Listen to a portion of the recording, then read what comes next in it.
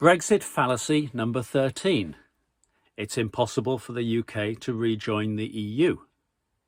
My name's Mike Cashman. I'm making some Brexit fallacy videos. They're all on the channel Britannia Waves the Rules. If you find them interesting, please subscribe and tell your friends. Also on the board behind me, the National Rejoin the EU march is mentioned. There's the logo. There's a poster about the march in London, 10th of September. But the fallacy, it's impossible for the UK to rejoin the EU. I'm not in this video going to go into all the reasons for rejoining. I just want to deal with some objections that say that it would be impossible to rejoin. Some folks say the people wouldn't support rejoining the EU, the politicians wouldn't support rejoining the EU wouldn't have the UK back in again, and anyway, we'll have existing trade treaties that will prevent us rejoining. Let's deal with those objections one by one. First of all, the people won't agree for the UK to rejoin the EU. Well, we already have a majority of people who believe that Brexit was a mistake 2.5 years after executing Brexit. That's in sharp contrast, by the way, to the referendum in 1975 to stay in the EEC. Now, you could argue that there should have been a referendum in 1972 about joining, and I wouldn't necessarily disagree with you. But actually, 2.5 years after joining is not a bad time to assess how it's going. And at that time, in 1975, I and 67% of the UK population voted that it was a good thing to stay in the EU, or 67% of those who voted. Virtually every region was in favour, had a majority for staying. That's in sharp contrast to the position now, 2.5 years after leaving the EU. So there may not yet be a majority that the next priority should be to rejoin, but how can we predict what public opinion will be in a few years' time? Could we have predicted the 2016 views in 2011 or the 2022 views in 2016? I don't think we can accurately fully predict the 2027 views, but as I say, the movement of people's views is in the right direction. Now, what about politicians? People say that, that ministers like Raab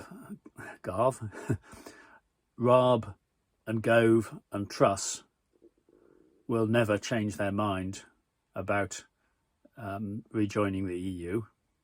Well, some of them did change their mind once, but never mind that. I think, yes, it is quite likely that the current crop of Tory cabinet ministers will not change their views. And so we may be talking about a point at which they are out of politics. To be honest, once Boris Johnson falls, I think a lot of them will go with him. Certainly, there is a reasonable prospect of the Tories losing power at the next general election. So the views of the current crop of cabinet politicians are not significant. And those who are not deeply emotionally attached and publicly attached with their statements to the need to stay out have much greater freedom of movement. Even another Tory Prime Minister, but certainly another Prime Minister of another colour can reassess, of another party can reassess.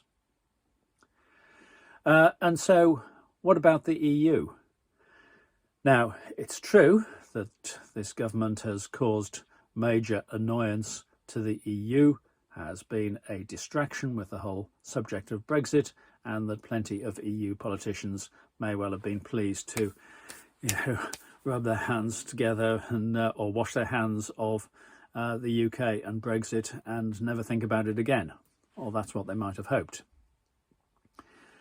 But EU politicians are, in general, pretty practical people. Let's bear in mind that we're talking about a new political era, a new government, a new set of ministers, new set of people to interact with. While a year ago it wasn't possible to talk about Brexit, or at any rate there was much suppression of the subject, now it's become more valid, more accepted to mention Brexit as a possible cause for Britain's economic ills, for people like Tobias Ellwood to talk about rejoining the single market and the customs union. Heavens, even Daniel Hannan. And, you know, from the EU point of view, the UK problem has not gone away. The UK is quite a troublesome treaty partner. And just looking at that initial step of single market and customs union, then many in the EU might take the view that having the UK in the single market and customs union with established rules might actually be easier to manage than having the UK in a bespoke arrangement as at present. They, as I say, are pragmatic people. But what about all those treaties that we've signed that assume that we're out of the EU? Well, let's just take a history lesson there. In 1972, we had 34 existing trade treaties.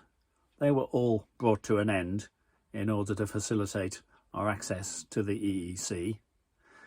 Nothing lasts forever, not even Brexit necessarily. So, that suggests that rejoining the EU is possible. Oh, one further point. Some people say, oh, well, we'll never get the same deal as we had before. I make no assumptions about the sort of deal that we might get on rejoining. But what I will say is what we had before is to some extent irrelevant. We may have made mistakes in the past in throwing away what was an excellent deal, and yeah, that's to be regretted.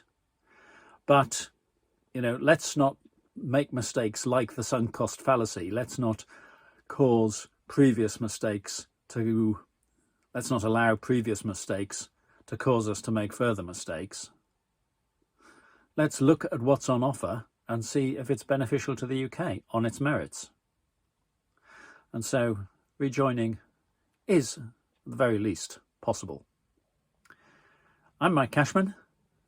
The channel is Britannia Waves the Rules. The march is to rejoin the EU, 10th of September. Do subscribe to the channel if you want to hear more from me. Thank you.